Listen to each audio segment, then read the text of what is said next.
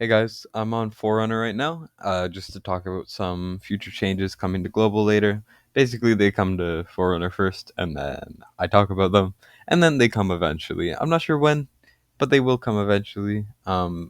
Generally, that's at least what happens. First of all, I'll go over the update announcements, and then I'll go over some of the new heroes, which are actually really, really cool. I'm very excited about those. First of all, we have Guild War changes. So basically, Necromancer gets nerfed. Maw gets I don't know if this is a nerf or not, but it feels like a nerf. And then Scourge, which I'm not sure which one Scourge is. That I can't check on this account because I don't have Guild War unlocked. But you get the idea. Uh, has like slightly reduced. Ghoulhound slightly reduced their attacks, so basically the dogs are less powerful. We get a new mount, Void Rift. That's pretty cool. We can now collect shards to activate it. I'm very excited for that. Just because I like skin type content, especially ones that are free. Speaking of, we haven't gotten our Wrath skin yet, but that's besides the point. Nemesis has a skill, which is a chance to immediately clear the stage that allows auto fight. That's very nice, just like an auto, really instant clear. That's super cool. And then more heroes visiting the camp. That's cool. New challenge stage and difficulty of dispatch quests are changed. Then we just have Gear Ascend has better optimization. That's really nice. And then better gear recast. So that's very good. Definitely some good changes. Just some quality of life. But that's besides the point. Let's get to the new heroes. So first of all, I don't know why I clicked on that. Um, First of all, I will have a video probably fairly soon ish, where I go over every character not on global. So stuff like Celine, stuff like this guy looks pretty cool, Magmus. I will have video on that later, but I'm just going to quickly go over the new epics. I know a lot of people have been talking about them. I figured I would get in while I can on the new news. I just woke up. Um, I do have to start with um, a mage. I'm pretty sure it is. There is a new lord, and that is Abyzou. I don't know if I pronounced that right, but we have a new cultist lord, an epic cultist lord, so that's very exciting. It'll be a lot easier to get. It was about time for them to start doing two epic lords, as they have been doing it with legendaries for a while. As you can see, mage, magic damage, lord of the cultist faction. I'm interested in knowing how different they are to Aeon. Aeon just more damage to people inflicted with CC effects. So I'm curious how she works instead. Um, so she looks very very cool. Definitely a very interesting vibe. Uh, and half jiggle physics. I don't know how that works. How do you have whatever? It's not important. Anyways, she has an interesting range. I assume it'll just get one more, just like a normal mage range. She has multi-target attack and continuous damage. Her talent restores 15 rage when an enemy dies in range. Effect can be triggered one time every zero point 0.5 seconds. That's pretty solid. Should be pretty good for Grade 1. Depends on her rage cap, which I will get to in a second. Just skill up to 110% AoE damage up to 5 enemies. That's pretty solid. Definitely an AoE attack. And then the ultimate's fairly cheap, which makes the talent even better. It deals 100% damage 3 times to up to 10 enemies in range. Every one target hit grants one stack of psyche force. Sorry. Each stack increases attack by 3% up to 10 stacks, so she can get 30% stacks up. So that's really, really good. Every target hit gives it. So she's going to reach this 30% attack increase very, very fast. Very good ability. Spectral Trampler is her passive when the hero has Psyche Force, sorry, and hits an enemy with a basic attack. It generates ground effect area, which deals 10% damage a second for 3 seconds. Airborne units half of the damage taken instead. So that's pretty good. It's kind of similar to like Zealous's main attack, where it'll put that like pool on the ground, at least from what I'm seeing here. So that's pretty solid, just more damage. Her Lord skill, though, is the highlight of her kit. Generally, you don't really use a lot of these characters as units. You use them for their Lord skill. And it's the exact same as Aeon's, so not important. Her awakenings are when there's more than one target in range, hero's basic attack has a 25% chance to hit one per target, so 6 targets instead of 5. Not too bad, but it doesn't read too insane. 5% attack increase is not too shabby. And then the ultimate increases, inflicts, magic resistance reduction, 15%. That's very good. If I remember correctly, I think this is around what Greed's is, which is super good. So this makes her very viable for grade 1. That's a very good debuff to have. Crit rate plus 8% is also pretty good, makes it very easy to build. And you can actually awaken these epics, which is pretty nice. Increases damage dealt by 20% for 10 seconds when a target dies in range. That's really, really good too. So overall, seems like a very, very competent epic, and very, very powerful. But moving on from that, we're going to go over the other 3 epics that are being added, one of which being Kalina. So Kalina is an esotericist epic. I'm very happy that they are making some new esotericist epics that are actually decent. Because if you don't know, most esotericist epics, apart from like Laurel, are complete garbage and not worth using. But this one's very cool. Burst damage, true damage. And the thing that makes her so cool, apart from her design being really sick, is she does not need to make critical hits. She cannot make critical hits. You do not need crit rate on her. You can just build her for damage. Each attack has a 50% chance to deal true damage equal to 50% of the hero's attack. So you do want to build her more with an emphasis on attack than being even. And since she is not critting, you never want a crit damage on her, basically. So you want to build her full attack. You're going to build her like a Dolores, basically. She's going to do damage. So that's really, really cool. 110 magic damage, 1 enemy. Manual ultimate. It's not too expensive, but it is semi-expensive. Rapidly attacks 1 random target in range. Each hit deal like 50% damage and triggering the talent effect. So every hit is doing a true damage proc. After the ultimate ends, gain stun.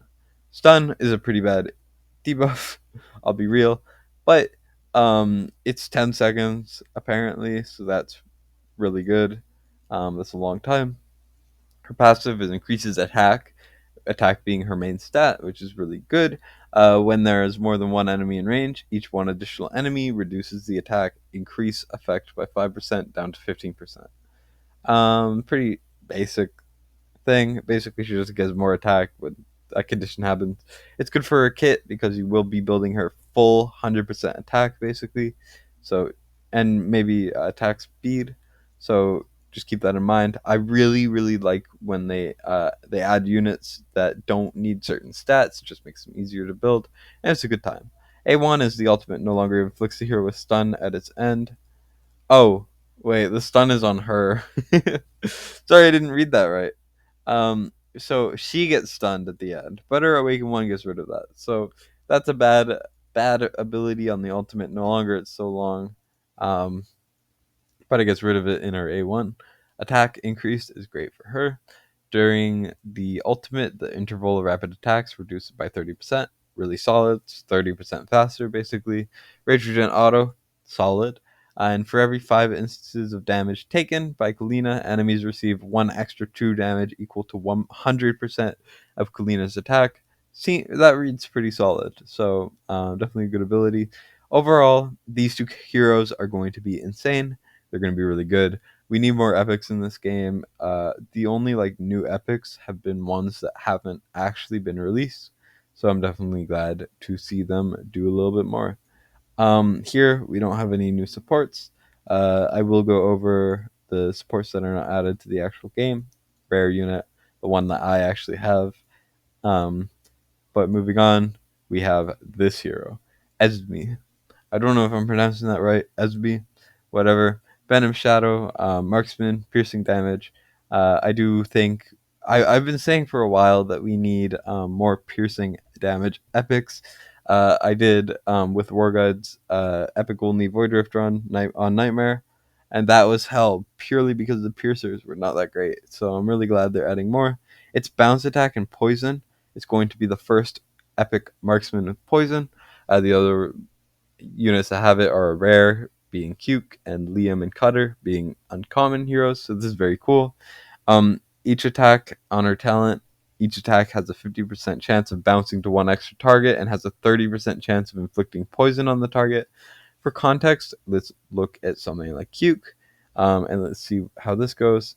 Um, he doesn't have a talent, but he has a similar chance, but instead it is on the epic's talent.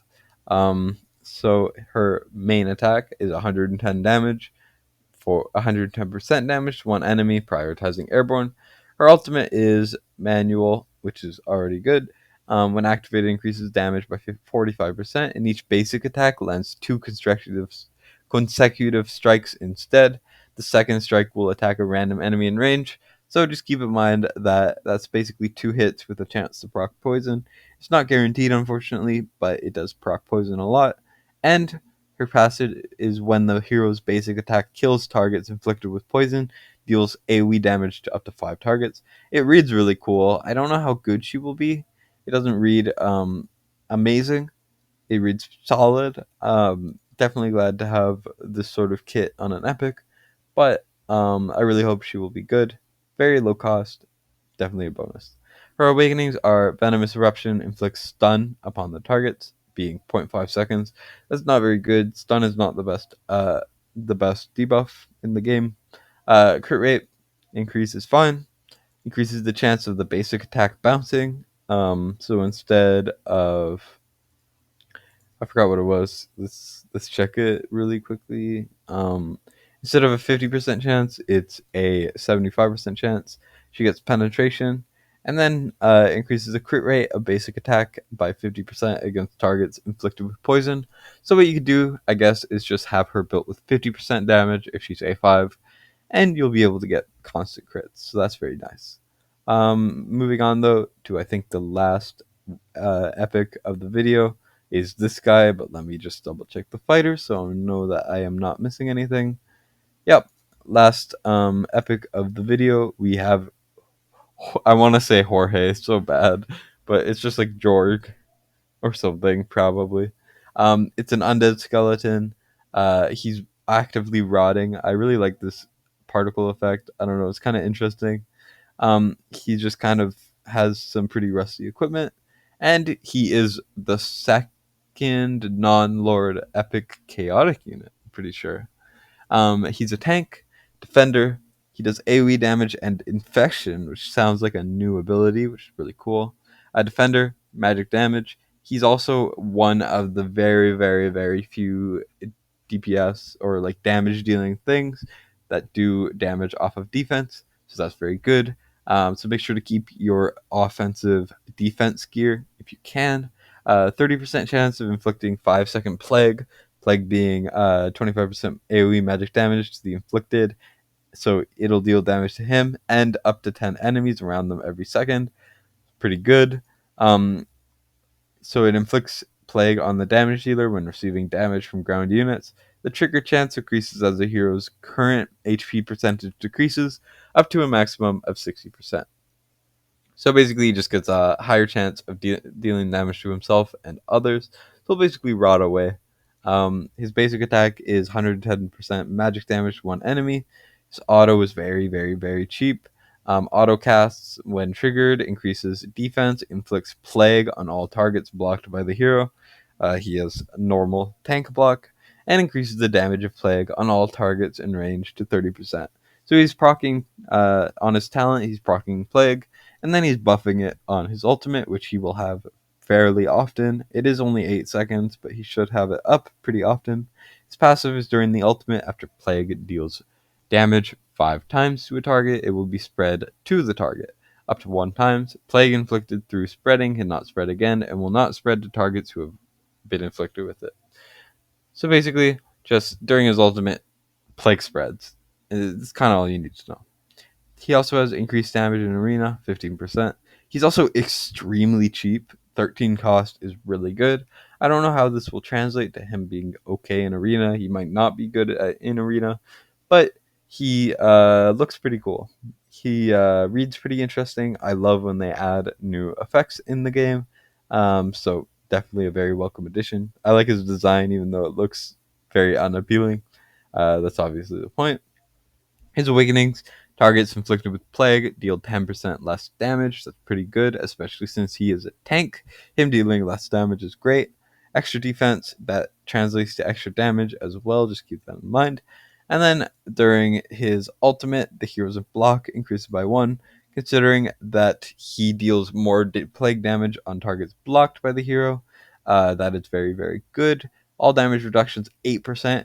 Very solid awakening. And his A5 is when taking damage exceeding 30% of max HP from a single hit, gains damage increase.